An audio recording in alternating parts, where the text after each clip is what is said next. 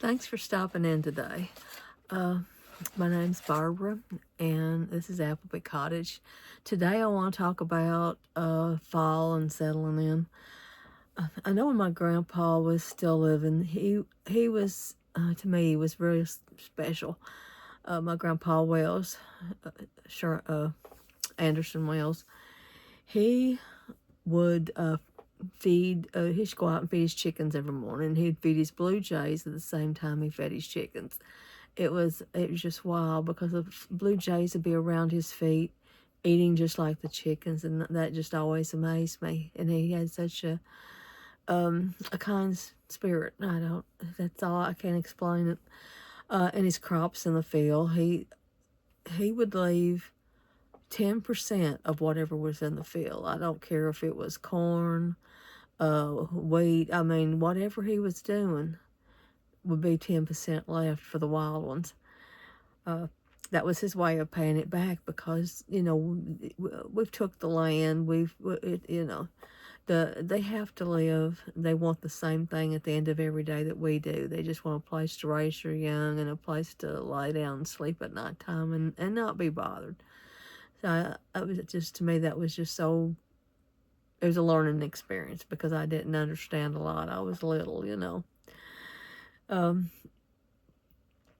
and something else I wanted to tell you about was my grandma's lemonade. My grandma made, she was my third grandma, okay? My grandma and Grandpa Wells was divorced, and he remarried again, and her name was Sarah. And every time I'd come in, we would go down there on the weekends. And she knowed I loved lemonade. I just love lemonade. So she would buy lemons and have lemons in a bowl sitting beside this big old glass pitcher, which I thought was the biggest glass pitcher in the world. But of course, it was just a gallon, but I was little. And she'd say, Barbara, you want your lemonade? I want some lemonade today. And I would say, yes, yes, and I'm off up and down, okay. And she said, okay, you just follow me in here and let's get this lemonade started. So she'd get her a knife and she'd have me roll the lemons back and forth on that table and push down on them to break up the inside some. And so when I get one done, then she would take her big old butcher knife and she'd go chop, chop, chop. And that would go in the glass pitcher. And that went on until we had, 5 or 6 in there because of good lemonade. And then she would fill it up with water and she'd get ice in these metal ice trays and she'd pull it and go, cling, and the ice would just, it's hard to explain. They were so neat. I think they were aluminum. I'm not really sure. And she would take that ice and she would put it in there and then she'd give me a big old tall glass of a lemonade and she'd have that a little piece of lemon, that she would lay a circle on top inside my glass, and I kept that same little piece of lemon in my glass until I got all my lemonade drunk. Those were good times, and they were special people. I'm hoping everybody has a blessed day. I don't know anything else to tell you. They were Christians, devout Christians, and let's always remember that we don't always see. We have problems. Everyone has problems. That just goes with the territory. And you think about Daniel in the lion's den, and all that was going on, and because he wouldn't bow down and worship a strange god, that the king throwed him into had him thrown into a lion's den for the lions to eat. God didn't stop that from happening. He's not going to stop us from the trouble that we get into. But God was there for Daniel, and so he's closed the lion's mouth. Nothing couldn't happen to Daniel.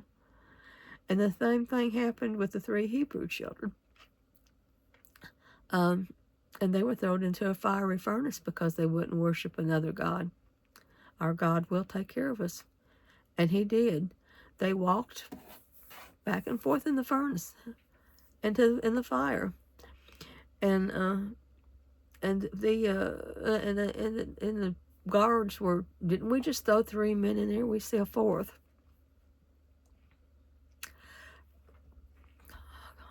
God was in there too. Excuse me. Anyway, don't forget that. You know, we're still going to have our problems. God's going to be there because that's what He does. He takes care of us. Have a blessed day. And that's all I've got to say. If you like us to, what you're seeing here at Appleby Cottage, just tune in, and we'll try to. We won't try. We'll be here. We'll be here with faith. We'll be here with stories. We'll be here with painting, and something else I want to tell you before we get off here. The newest Bug Ball book. And these are for babies to probably 6 and maybe older. They're little farm stories about 3 chickens, a cow, and a pig. And the last one is the 3rd volume that's out for now, and it's called Bug Ball Farm: The Great Pumpkin Patch, and it's all about the chickens are gone. They all try to talk over each other. Everybody wants to lead, but nobody wants to follow. And the goal of their excitement is gone the next morning. The pumpkin has rolled away. And I'm not telling you anything else. You just have to read the book. And it's going to be a great book for teachers, trying to get their classes to, interact together. That's all I got to say for today. I said that before, didn't I? Yes, I did. Okay, I'm gone now. God bless and have a wonderful day. Goodbye now.